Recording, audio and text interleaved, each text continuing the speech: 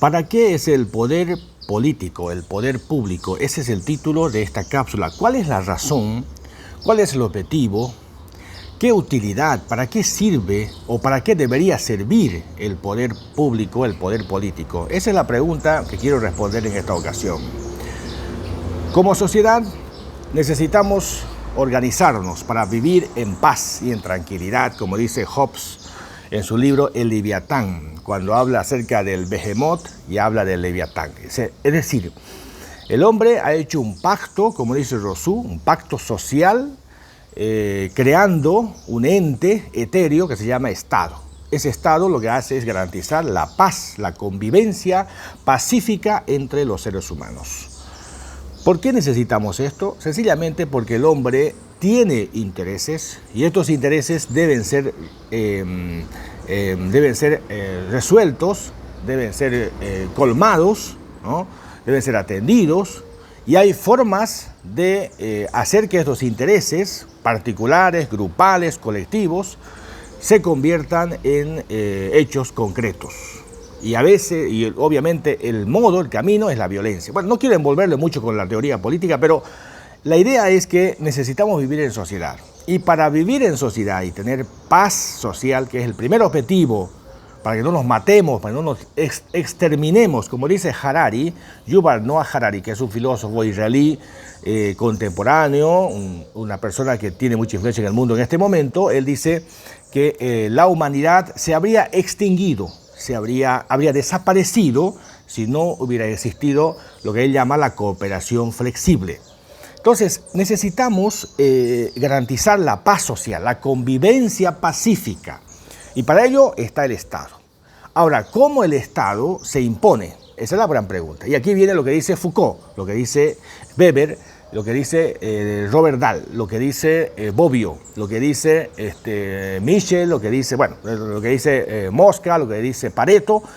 El poder público, el poder político, cómo se objetiva, cómo el Estado, ese ente que no existe, que es una ficción jurídica, cómo ese Estado se impone entre la sociedad y cómo ordena la sociedad, cómo la organiza la sociedad con el poder público.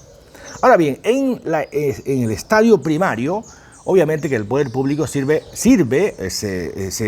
legitima, como dice Weber, se naturaliza, porque efectivamente su justificación está en la paz social.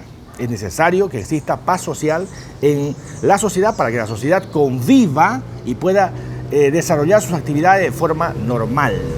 Ahora bien, ese es un objetivo primario. ¿Cuáles son los otros objetivos importantes de la sociedad? Le digo del Estado, en este caso en la sociedad. ¿Cuál es el otro objetivo? Los otros objetivos. El otro objetivo tiene que ver con el desarrollo humano. Es decir, una vez que ha cumplido la paz social que existe, la organización, el orden, el poder público, el poder político sirve para desarrollar a los humanos, para crearle condiciones. Y aquí viene la respuesta a la pregunta. ¿Para qué sirve el poder público? Después que expliqué lo básico, que todo politólogo, estudiante de ciencias políticas, tiene que saber de memoria. El poder público sirve para ordenar la sociedad. En primer lugar, orden primario. El poder público, en el orden secundario, sirve para crear condiciones para que se desarrolle el ser humano. Ese es el fin también del Estado. Muy bien. Entonces, ahora, usted dice, pero el Estado es un ente que no existe y ¿cómo funciona? Bueno, los que operan ese poder público se llaman personas de carne y hueso y es la clase política. No me gusta mucho usar ese término porque en realidad no es una clase en el término sociológico, pero bueno, vamos a usar para que podamos entender lo que quiero comentar en esta ocasión. Entonces, la clase política es un grupo de personas que se dedican a esa actividad, ¿verdad? Es como los médicos, un grupo de personas, no podemos decir clase médica, digamos, clase periodística, son rubros, ¿no? Son rubros, son grupos corporativos que se dedican a una actividad específica. Los políticos se dedican a administrar el poder público. Ahora bien, ¿para qué sirve entonces el poder público? Esa es la pregunta original de esta cápsula. ¿Para qué? Para que el hombre, la mujer, los niños, los jóvenes se desarrollen. Para que vivan en paz, efectivamente, eso se cumple y el Estado de alguna forma, digamos, regularmente cumple.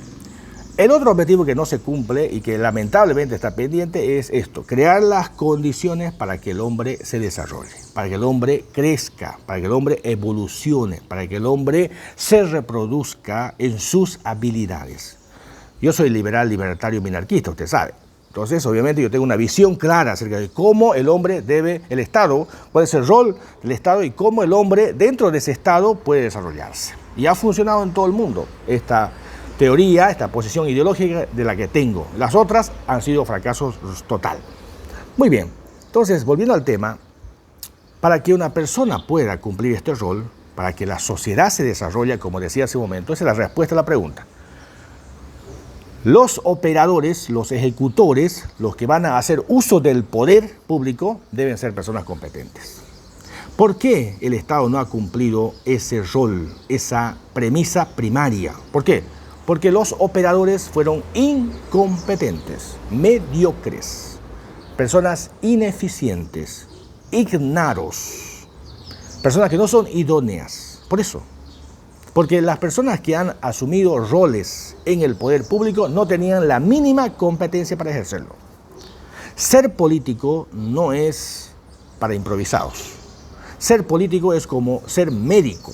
Para ser médico hay que estudiar, hay que investigar, hay que practicar, hay que experimentar. O sea, no se puede ser médico de un día para otro porque yo decidí ser médico y me lanzo a ser médico. No, tengo que estudiar 5, 8, 10 años y todos los días tengo que seguir estudiando.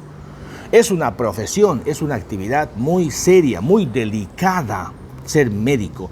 Lo mismo que ser arquitecto, lo mismo, porque tiene responsabilidades. Es decir, toda profesión es importante, ¿no? Pero en el caso del médico se juega la vida de la persona. Por lo tanto, el médico tiene que tener experiencia, tiene que tener conocimiento, tiene que tener ciencia. Lo mismo pasa con el político, porque el político, igual que el médico, decide, toma decisiones, decide por los demás y sus decisiones afectan a los demás. Por lo tanto, los que tienen que tomar decisiones, los que tienen el poder en sus manos, tienen que ser personas que conozcan, que sepan, competentes. El médico tiene el bisturí en la mano, puede tener el mejor bisturí en la mano, el bisturí más, el bisturí más lujoso, el bisturí más eficiente en la mano. Pero si el médico no sabe usar el bisturí, puede matar a una persona. Y si sabe usarlo, puede salvar la vida de esa persona.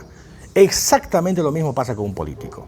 Un político, para que sea buen político, tiene que ser una persona competente. Y para ello hay una ciencia, así como para ser médico hay una ciencia que se llama medicina. En la política hay una ciencia que se llama ciencias políticas, que se llama sociología, que se llama filosofía. Ahora se incorporó la comunicación política al bagaje de todo lo que es la política. Un buen político no puede ser un ignorante. Un buen político no puede ser un aventurero. Un buen político no puede ser un forajido. Un buen político no puede ser una persona que simplemente lo que busca es enriquecerse. No. Un buen político, o un político verdadero, digamos, es aquel que sabe cómo funciona el poder, cómo funciona la gestión pública, cómo funciona el Estado. El Estado se divide en dos. El Estado, fáctico, o sea, real, el Estado que se impone, y el Estado formal, que somos todos, por supuesto, todos somos Estado. Y el Estado incluye el territorio, la población, incluye las personas, incluye los bienes, todo eso incluye el Estado. Pero esa es la formalidad, el concepto general.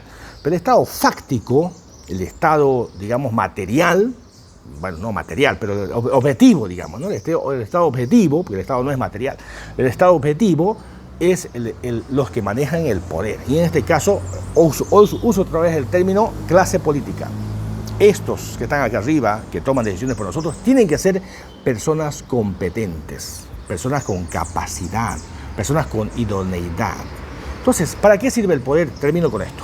¿Para qué sirve el poder público? ¿Para qué sirve la política pública? ¿Para qué? Para beneficiar a la gente. La pregunta es, ¿por qué no se ha beneficiado a la gente? ¿Por qué el poder público no beneficia a la gente, al ciudadano? Sencillo, porque los operadores, no porque falló la política, porque los operadores de la política son incompetentes o fueron incompetentes. No podemos elegir a incompetentes para manejar la cosa pública. Tenemos que elegir, escoger en democracia a los más hábiles, a los que tengan mayor destreza, a los que tengan experiencia, que tengan conocimiento, a los que sepan cómo manejar el poder. Así como usted no elegiría a un médico, ¿no es cierto?, general para que le haga la operación del corazón.